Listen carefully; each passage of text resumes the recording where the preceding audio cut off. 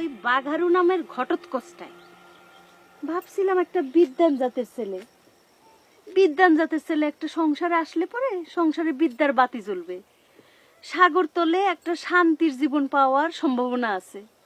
এই তো দেখি মহা ঘটোৎকচ।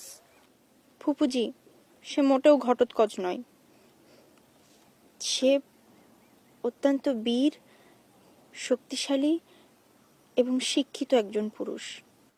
ওরে আমার বীর শক্তিশালী শিক্ষিত পুরুষের পতিনী রে, তারে ধরে রাখতে পারলেন না কেন? সেটা কি আমার ত্রুটি? সেটা কার ত্রুটি? ফুপুজির ত্রুটি? সেটা তো আব্বাজির ত্রুটি। আব্বাজি তখন স্বর্ণকারের ওখান হতে আমাকে জোরপূর্বক ধরে না নিলে এত কিছু ঘটিত না। ওরে আনন্দ, তোর এই বুকে কন্যায় কয় কি? ফুপুজি, তুমি আবারও ভুল বলিলা। আমি মোটেও বুকি কন্যা নই। বাঘারও আমাকে চালাক চতুর বানাইয়া দিয়েছে। ওরে আনন্দ, তোর মেয়ে এসব কি কয়? আমার তো মাথাতেই আসে না। আমি ঠিকই কইতেছি। আব্বাজি আমাকে স্বর্ণকারের বাড়ি হতে তুলিয়া আনার পর নিশ্চয়ই আমার প্রিয়তমে ওই স্বর্ণকারের বাড়িতে গিয়া আমাকে না পাইয়া শোকে কষ্টে প্রেমাকুল হইয়া জঙ্গলে জঙ্গলে ঘুরিতেছে। আব্বাজির কারণে আমার জীবনে এত সকল ঘটনা ঘটিতেছে।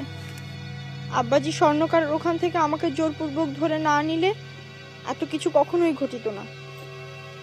আনন্দ, রূপাঞ্জলিরে তাড়াতাড়ি কবরেজের কাছে নিতে হবে। ওর উপরে শক্ত আসর হয়েছে, কবরেজের কাছে নিয়ে আসর কাটানো লাগবে। দিদি, মেয়ে আমার বাঘারুর বিরহে প্রেমাগল হয়েছে, বাঘারুরে পাইলে সব এমনি এমনি কাইটে যাইবে। আনন্দ, তোর বউ দেখি বুদ্ধিবাজদের মতন কথা কয়। সে কি মহিলা কবরেজ হইল নাকি? বাদ দাও তো বুঝি, চলো আমরা ওই কবরেজ বাড়ি যাই।